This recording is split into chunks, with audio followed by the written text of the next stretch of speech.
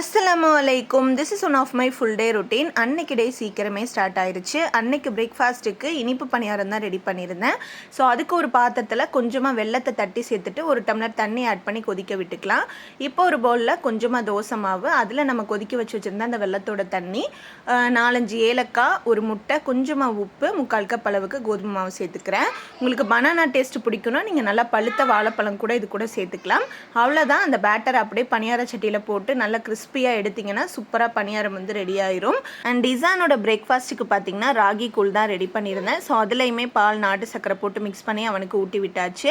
And அன்னைக்கு லஞ்சுக்கு முன்னாடி நாள் பண்ண மீன் குழம்பு, கொஞ்சம் ஃபிஷ் மேரினேட் பண்ணது இருந்தது, அதோட நெய் சாப்பாடு மட்டும் வச்சு வேலையை முடிச்சாச்சு. இசானுக்கு பார்த்துட்டிங்கன்னா அந்த நெய் சாதத்தோட எக் ஸ்கிராம்பிள் பண்ணி ஊட்டி விட்டுட்டேன். அண்ட் அன்னைக்கு ஈவினிங் அன்எக்ஸ்பெக்டட்லி நனிமாவோட தங்கச்சி, அவங்க பொண்ணு எல்லாருமே வந்திருந்தாங்க. ஸோ டின்னருக்கு வந்துட்டு பூரி அண்ட் கிழங்கு மசால் ரெடி பண்ணியாச்சு.